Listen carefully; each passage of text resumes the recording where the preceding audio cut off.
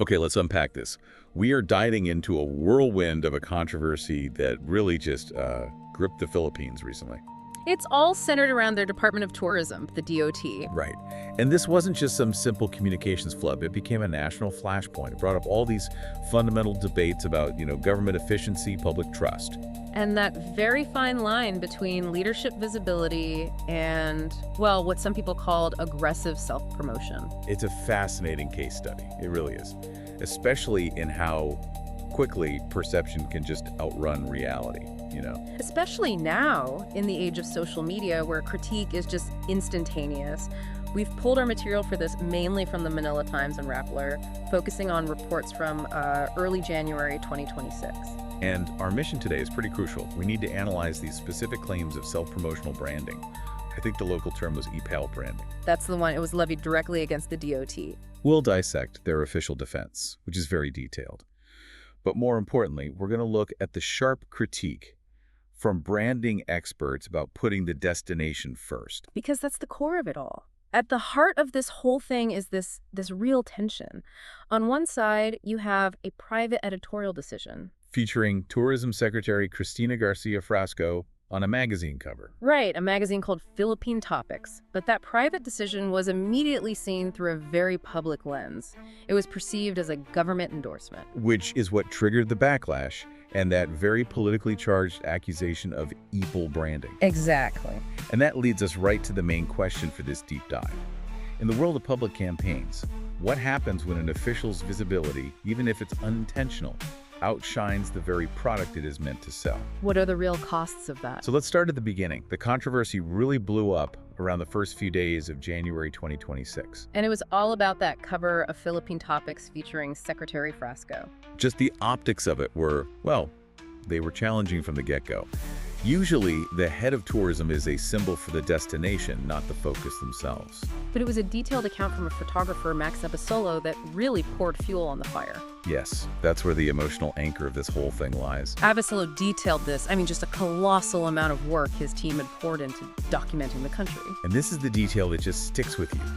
He complained publicly, in a Facebook post that's now deleted, that he and his team were commissioned to shoot almost 320 tourist spots. All the way from Region 1 to Region 13. Just think about that geographical spread for a second. The final output was something like 236,000 photos, 6,500 video materials. That is not a vacation slideshow. That's a national visual library. Breathtaking places, historical sites, all of it, meticulously documented. So after all that effort, all that taxpayer money potentially involved in collecting that data, to have the public's attention suddenly focused on a single personality. It creates this huge cognitive dissonance. It just doesn't compute.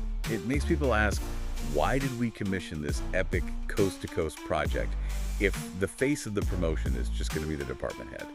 And online users jumped on that immediately. They framed it as proof the DOT was promoting its chief more than the actual destinations. And of course, this one incident didn't happen in a vacuum, did it? No, not at all. People online quickly connected it to other things they'd noticed. For example, some users mentioned seeing store signs in Catmon, Cebu that prominently featured the Frasco name. Now, obviously, the DOT doesn't control local store signs. Of course not. But the public makes these connections, especially since Catmon is in the district represented by her husband. So even if the cover was a one-off, it fed into an existing narrative. It went from an isolated incident to a perceived pattern of personality-first promotion. What's fascinating here is just how fast and how convinced the public verdict was.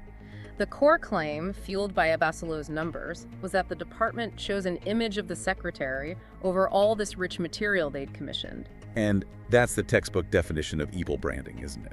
The perception of using public office for self-aggrandizement. Exactly. And audiences for tourism campaigns are hypersensitive to this. They feel that if you're marketing the country, the materials should show the country, not the officials. Which, of course, put the DOT in a really tough spot. They had to respond, and fast. They absolutely had to. They came out with a very detailed, multi-layered defense. And their main point, their core defense, was basically a legal alibi. A completely airtight one. They stated that Philippine Topics is, and this is the key phrase, a private publication and not an official magazine of the department. That distinction is everything, legally. It means the DOT isn't responsible for their editorial choices. And they just hammered that point home. They said the DOT had absolutely no participation in the production, funding, or editorial direction of the magazine. They specifically denied commissioning it, paying for it, or even approving the cover story. I appreciated how granular they got with the denial, too. They said no DOT photographs, no guidance, and crucially, no public funds were used for that cover. Which is a direct rebuttal to the implication from the photographer's post. Right. The agency stated very clearly, at no time did the department instruct, select, approve, or endorse any photograph for the magazine. They called any suggestion otherwise entirely false.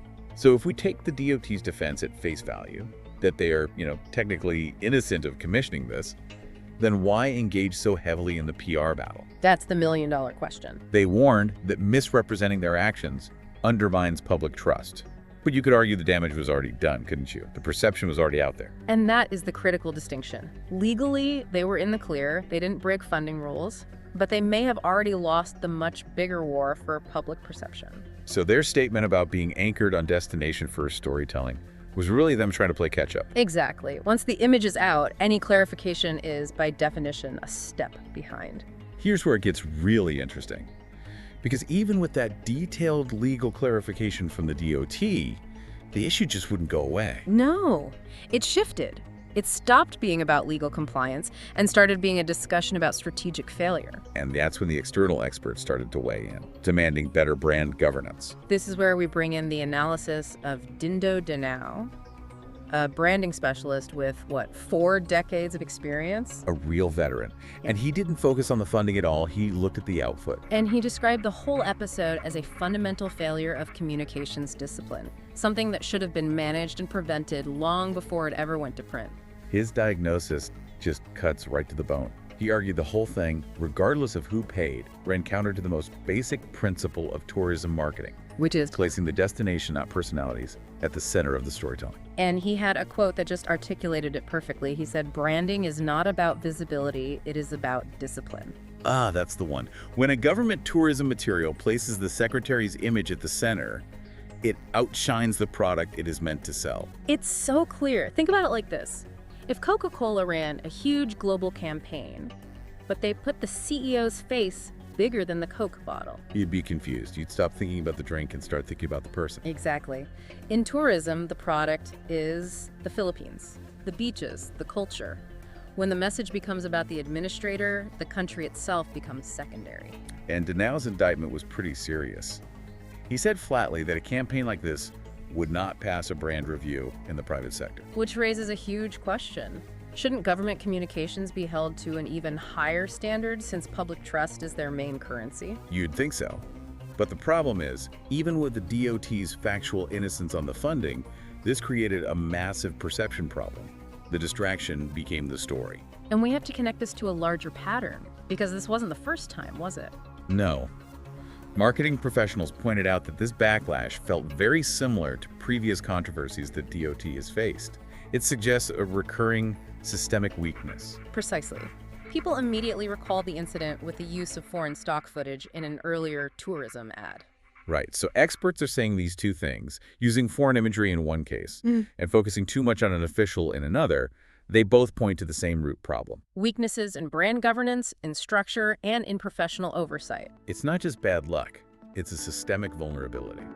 And Denau's analysis of the structural gaps behind these mistakes is so valuable here. He identified 3 common factors that let these things happen. Okay, let's break those down. They seem key to understanding the risk.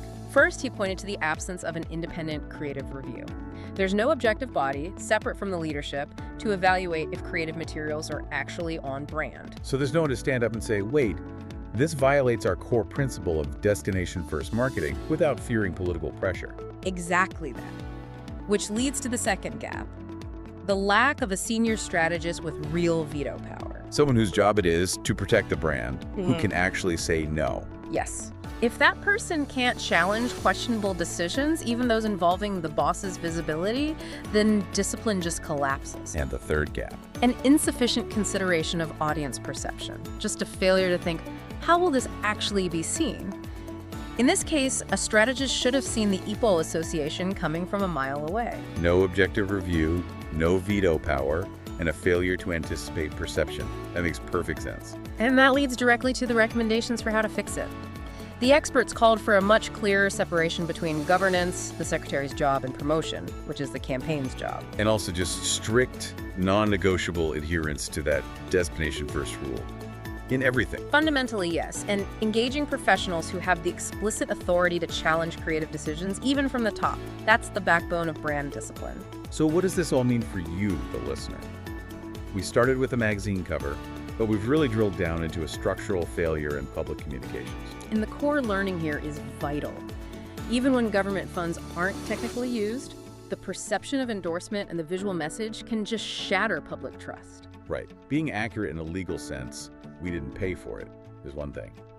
But preserving trust in public institutions is a much, much tougher battle. The second the audience believes the promotion is about the personality and not the place, the whole campaign is compromised.